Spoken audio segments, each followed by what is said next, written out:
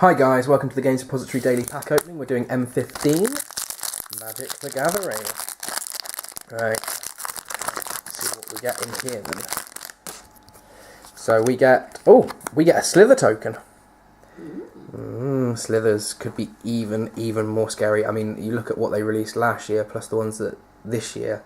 For the next couple of months, a Slither deck is going to be disgusting.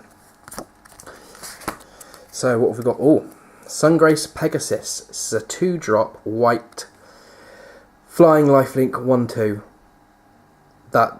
It's a bloody good card, really. For a 2-drop flying lifelink 1/2, all you got to do is buff that a little bit, and you really are winning there. Next up, we have got a Glacial Crasher, which is a 6-drop double blue 5/5 with trample, and Glacial Crasher can't attack unless there's a mountain on the battlefield, so you really need to be playing red or guaranteeing that your opponents are playing red for it to be able to attack, but you can use it as a blocker. 6-drop for a 5/5 with trample is good, so if you're playing blue-red, you're on for a winner there.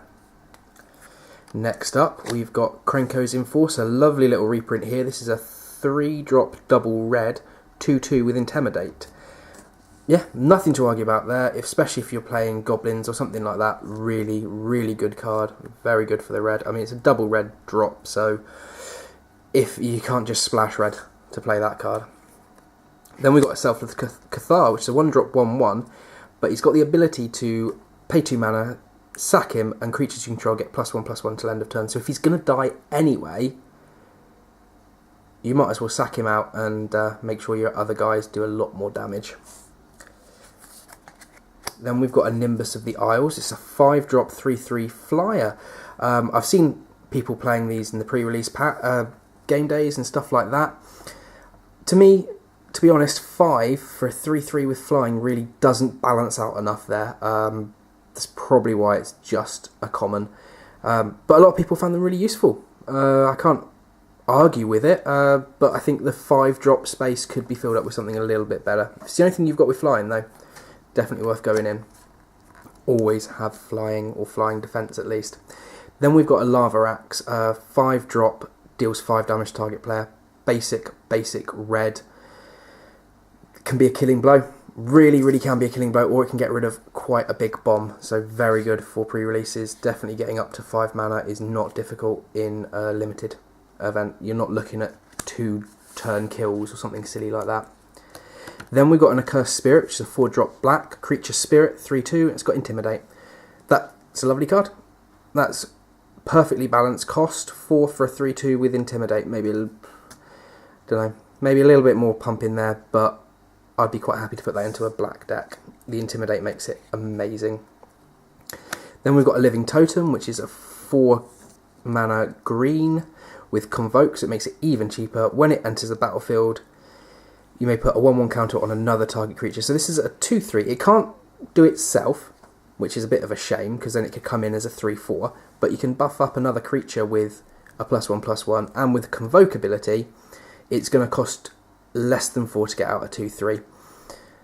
Yeah, I can't argue with that. If you're playing tokens or something, could be quite good. Buffy Tokens up a little bit.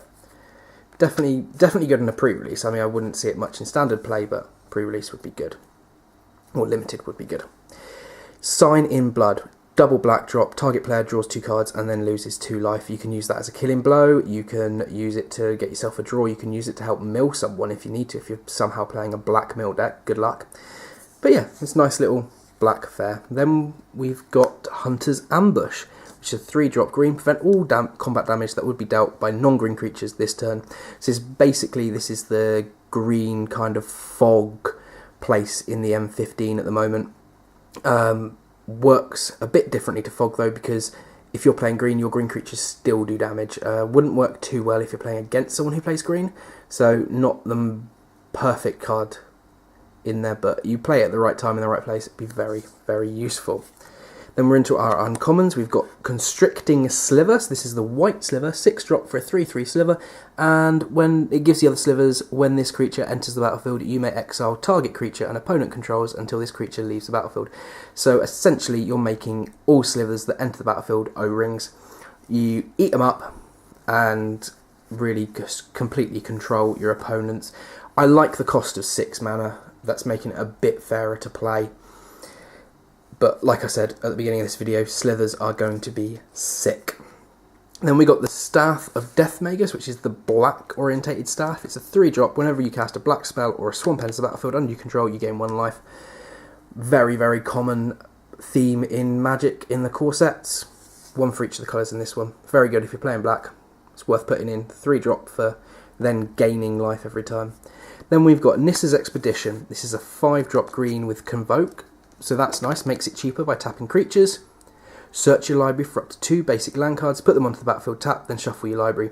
The really nice thing about this is that you're going for 2 lands and they're both going onto the battlefield. Okay, they're tapped, but next turn you don't have to use one of your land spots for playing it. It's a very, very nice card, really thins out the deck for land there. Very good searching card. Oh, this is a Slither pack opening. We've got the Sliver Hive, which is the rare land orientated around slivers. It has tap for 1 mana of colourless mana, or tap, add 1 colour of any colour to your mana pool, spend this mana only to cast a Sliver spell. Well, that's what it's built for. It's for getting out slithers. It's making the 5 colour slithers possible to do. Or pay 5 and colourless mana, tap it, put a 1/1 colourless slither creature token onto the battlefield, activate this ability only if you control a slither. Well, okay. There's basically 6 mana for a 1/1 creature. To start with, why would you do such a thing?